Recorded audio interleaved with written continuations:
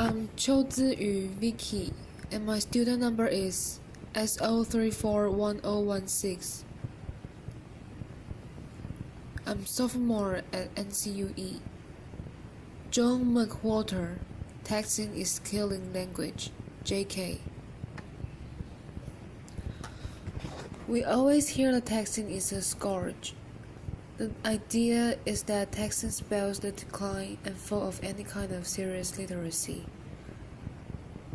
or at least writing ability, among young people in the United States, and now the whole world today. The fact of the matter is that it just isn't true, and it's easy to think that it is true. But in order to see it in another way, in order to see that actually texting is a miraculous thing, not just an energetic, but a miraculous thing, a kind of emergent complexity that we're seeing happening right now. We have to pull the camera back for a bit and look at what language really is, in which case, one thing that we see is that texting is not writing at all. What do I mean by that?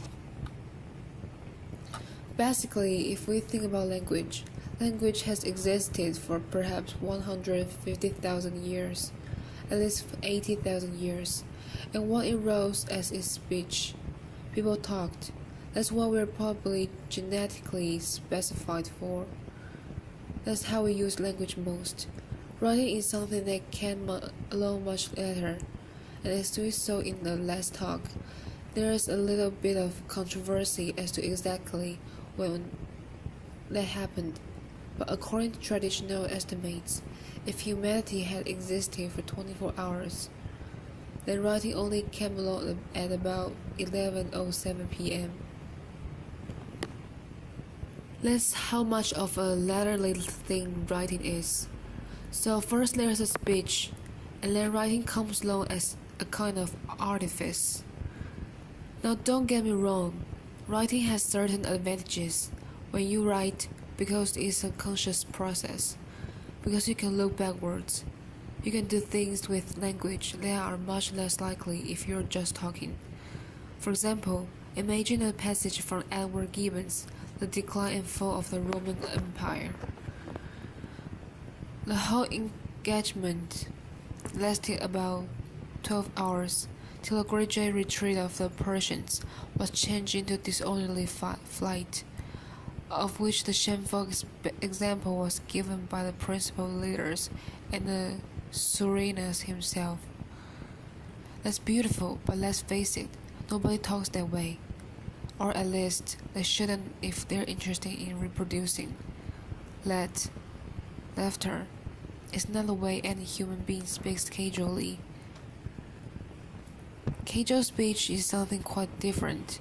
Linguists have actually shown that when we are speaking casually in an unmonitored way, we tend to speak in words packets of maybe 7 to 10 words. You'll notice that if you ever have occasion to record yourself or a group of people talking, that's what speech is like. Speech is much looser, it's much more telegraphic, it's much less reflective, very different from writing. So we naturally tend to think, because we see language writing so often, that's what language is. But actually what language is speech. There are two things. Now of course, as history has gone by, it's been natural for there to be a certain amount of bleed between speech and writing. So for example, it's a distant era now. It was common when one gave a speech to basically talk like writing. So I mean the kind of speech that you see someone giving in an old movie, where they clear their throat and they go, "Ahem, ladies and gentlemen," and then they speak in a certain way which has nothing to do with casual speech. It's formal. It uses long sentences like this given one. It's basically talking like you write. And so, for example, we're thinking so much these days about Lincoln because of the movie. The Gettysburg Address was not the main meal of that event. For 2 hours before that, Edward Everett spoke on a topic that frankly cannot engage us today and barely did then. The point of it was to listen to him speaking like writing. Ordinary people stood and listened to that for 2 hours. It was perfectly natural. That's what happened. That's what people did then, speaking like writing. Well, if you speak like writing, logically it follows that you might want to also sometimes write like you speak. The problem was that in the mechanical sense, that was harder back in the day for the simple reason that materials don't lend themselves to it. It's almost impossible to do that with your hand except in shorthand, and then communication is limited. On a manual typewriter it was very difficult, and even when we had electric typewriters or then computer keyboards, the fact is that even if you can type easily enough to keep up with the pace of speech, more or less you have to have somebody who can receive your message quickly. Once you have things in your pocket that can receive that message, then you have the conditions that allow that we can write like we speak, and that's where texting comes in. And so, texting is very loose in structure. No one thinks about capital letters or punctuation when one texts. But then again, do you think about those things when you talk? No, and so, therefore, why would you when you were texting? What texting is, despite the fact that it involves the brute mechanics of something that we call writing, is fingered speech. That's what texting is. Now we can write the way we would talk, and it's a very interesting thing, but nevertheless, easy to think that still it represents some sort of decline. We see the general bagginess of the structure, the lack of concern with rules and the way that we're used to learning on the blackboard, and so we think that something has gone wrong. It's a very natural sense. But the fact of the matter is that what is going on is a kind of emergent complexity. That's what we're seeing in this finger speech, and in order to understand it, what we want to see is this new kind of language. There is new structure coming up. And so, for example, there is a convention, which is LOL. Now LOL we generally think of as meaning laughing out loud. And of course, theoretically, it does. And if you look at older texts, then people used to actually indicate laughing out loud.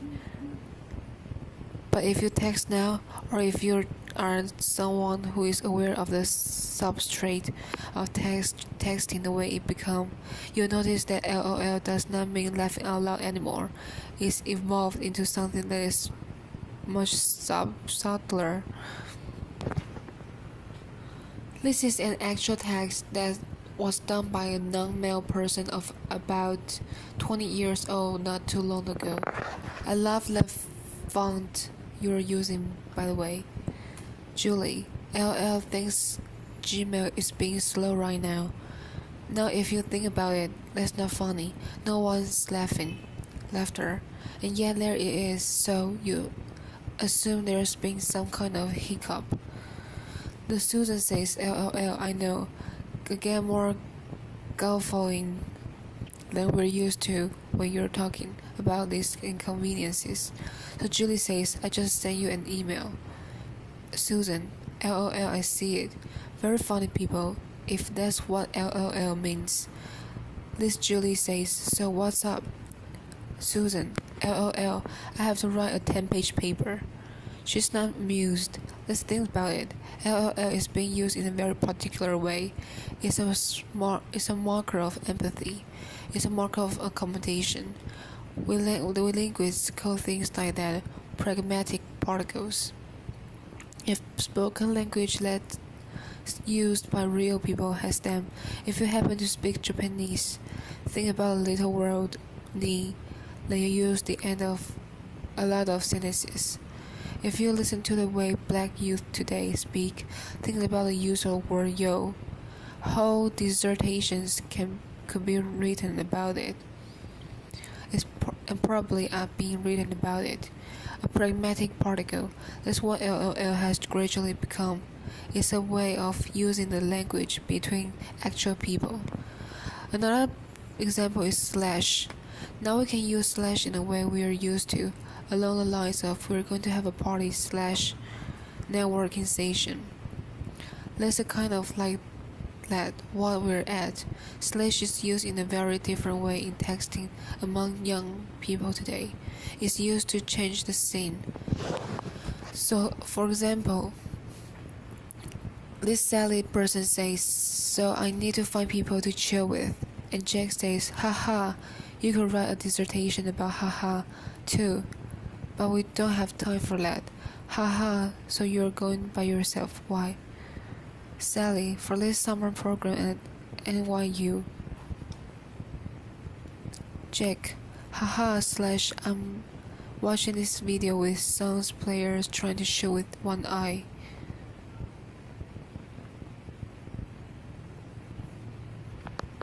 The slash is interesting. I don't really even know what Jack is talking about after that, but you notice that he's changing the topic. Now that seems kind of mundane. But think about how in real life, if you're having a conversation and we want to change the topic, there are ways of doing gracefully.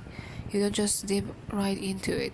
You pat your thighs and look wistfully off into the distance. Or you say something like, makes you think, when you really didn't. But what you're really laughter, what you're really trying to do is change the topic. You can't do that while you're texting. And so ways are developing of doing it within this medium. All spoken languages have what a linguist calls a new information marker, or two or three. Texting has developed one from this slash. So we have a whole battery of new constructions they are developing, and yet it's easy to think, well, something is still wrong. There's a lack of structure of some sort. It's not as sophisticated as a language of the Wall Street Journal. Well, the fact of the matter is, look at this person in 1956, and this is when texting doesn't exist. I Love Lucy is still on the air.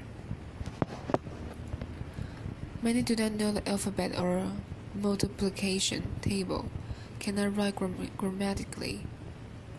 We've heard the sort of thing before, not just in 1956, 1917. Connecticut school teacher, 1917.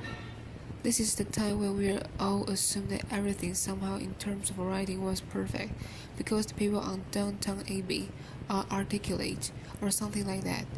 So, from every college in this country goes up the cry, our freshmen can spell, can punctuate, and so on.